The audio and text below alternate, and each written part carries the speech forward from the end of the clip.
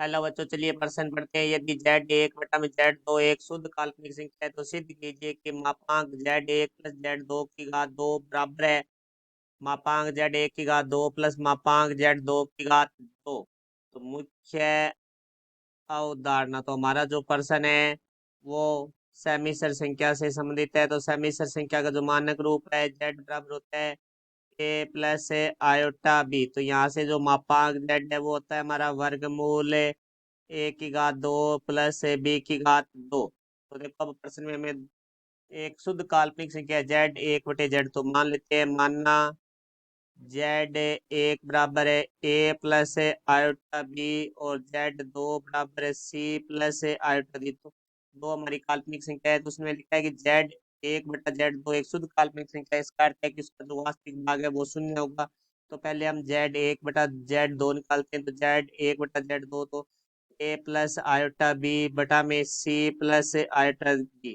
तो देखो मानक रूप है वो ए प्लस आयोटा बी के रूप में होता है, अर्थात हमें जो हर में आयोटा है उसे हटाना है। उसे हटाने के लिए हम क्या करेंगे, इसका प्रमेयीकरण करेंगे। हर का, तो हर का प्रमेयीकरण करने के लिए हम सी माइनस आयोटा डी से अंश व सी माइनस आयोटा डी से हर में गुणा करेंगे। तो यहाँ से देखो भाई हमारे पास जेड एक बटा में जेड दो बराबर आ जाएगा।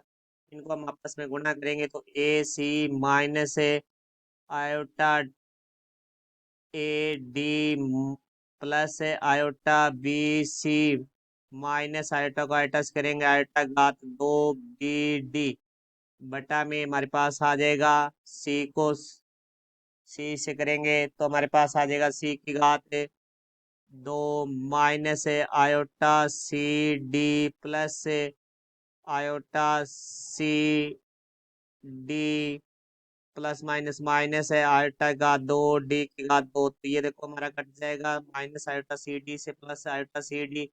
तो यहाँ से हमारे पास आ जाएगा जेड एक बटा में जेड दो बराबर है हमारे पास आ जाएगा ए सी। फिर देखो हम जानते हैं कि आयोटा का दो है, उसका मान है वो हमारा माइनस एक होता है। तो यहाँ से हमारे पास आ जाए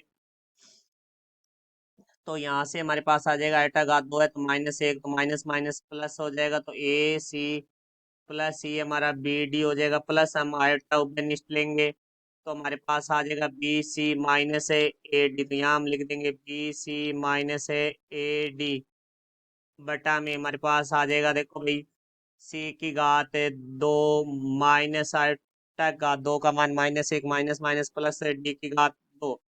तो यहाँ से देखो भाई जेड एक बटे जेड दो, इसको हम लिख सकते हैं ए सी प्लस बी डी बटा में सी की घात दो प्लस डी की घात दो plus iota B C minus A D बटा में सी की घात दो प्लस डी की घात दो।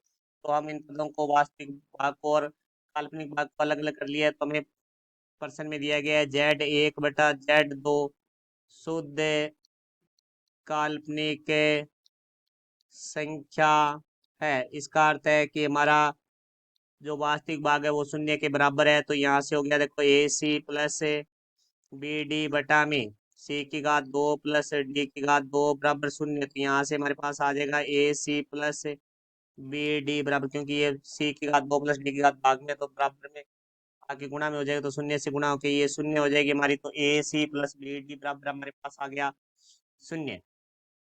तो अब हमारे जो प्रश्न में पूछा गया है उसके बारे में बात करते हैं। तो प्रश्न में हमें पूछा गया है जो सिद्ध करना है वो है मापांक जेड एक प्लस जेड दो की घात दो। तो यहाँ से देखो भाई मापांक जेड एक का मान था हमारे पास A plus iota B plus Z दो का मान है सी प्लस आयोटा डी की घात दो हो जाएगी। तो यहाँ से देखो भाई हमारा जो मापांक है ए प्लस सी प्लस आयोटा हमारा उभयनिष्ठ आ जाएगा। तो बी प्लस डी की घात दो, तो मापांक का सूत्र मात्र तो वर्गमूल में एक की घात दो प्लस बी की घात दो। तो यहाँ से आ जाएगा वर्गमूल ए की जगह हमारा वास्तविक भाग है वो ए प्लस सी है, तो ए प्लस सी की घात दो प्लस आयोटा के साथ वाली संख्या बी प्लस डी की घात दो पूरे की घात दो वर्गमूल की घात दो करेंगे तो वर्गमूल का चिन्ह वो हट जाएगा। तो हमारे पास आ जाएगा ए प्लस सी की घात दो प्लस बी प्लस डी की घात दो। क्योंकि हम जानते हैं ए प्लस बी की घात दो का जो सूत्र होता है वो हमारा होता है ए की घात दो प्लस बी की घात दो प्लस दो ए बी, तो हम इस सूत्र का प्रयोग करेंगे तो एक की जगह तो हमारा यही है, बी की जगह हमारा सी आ जाएगा, तो यहाँ से आ जाएगा 1 की घात 2 प्लस सी की घात 2 प्लस 2ac प्लस बी की घात 2 प्लस डी की घात 2 प्लस 2bd। तो यहाँ से देखो भाई 1 की घात 2 प्लस सी की घात 2 प्लस बी की घात 2 प्लस डी की घात 2। अब इन दो पदों में से हमारा दो बेनिस्ट आ रहा है तो दो बेनिस्ट ले लेंगे, तो हमारे पास आ जाएगा ए सी प्लस बी डी। तो यहाँ देखते हैं भाई हमारे पास है जो ए सी प्लस बी डी का मान है, इसे हम समीकरण नंबर 1 दे रहे हैं जो कि हमारे पास शून्य है। तो यहाँ से ए सी प्लस बी डी का मान हम शून्य रख देंगे क्योंकि हम पीछे निकाल चुके हैं ये मान। तो 1 की घात 2 प्लस सी की घात 2 प्लस बी की घात 2 प्लस डी की घात 2 प्लस 2 गुणा 0। तो यहाँ से हमारे पास आ जाएगा 1 की घात 2 प्लस सी की घात 2 प्लस बी की घात 2 प्लस डी की घात 2।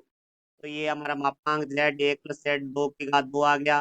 अब हमारा दूसरा भाग है जो दायां पक्ष है वो मापांक z1 की घात 2 प्लस मापांक z2 की घात 2 है। तो देखो मापांक z1 का मान है a प्लस आयोटा b, तो इसका मापांक है वो वर्गमूल a की घात 2 प्लस b की घात 2 पूरे की घात 2 है, प्लस हमारे पास मापांक z2 निकालना है तो z2 का मान था हमारे पास c प्लस आयोटा d। तो यहाँ से आ जाएगा वर्गमूल c की घात 2 प्लस d की घात 2 पूरे की घात 2। तो यहाँ से देखो भाई वर्गमूल को वर्ग करेंगे तो हमारा वर्गमूल का चिन्ह है वो हट जाएगा, तो 1 की घात 2 प्लस b की घात 2। इसी तरह यहाँ से वर्गमूल का वर्ग करेंगे तो वर्गमूल का चिन्ह हट जाएगा, तो c की घात 2 प्लस d की घात 2। तो यहाँ से हम देखते हैं जो हमारा ये भाग है वो भाग बराबर है मापांक z1 प्लस z2 की घात 2, क्योंकि मापांक z1 प्लस z2 की घात 2 में भी यही था हमारे पास 1 की घात 2 प्लस c की घात 2 प्लस b की घात 2 प्लस d की घात 2। तो यहाँ से हमारा जो मापांक है z1 प्लस z2 की घात 2 है वो बराबर हो जाता है मापांक z1 की घात 2 प्लस मापांक z2 की घात 2। ये इस हमारा सिद्ध होता है। आशा करता हूँ समझ आया होगा। धन्यवाद।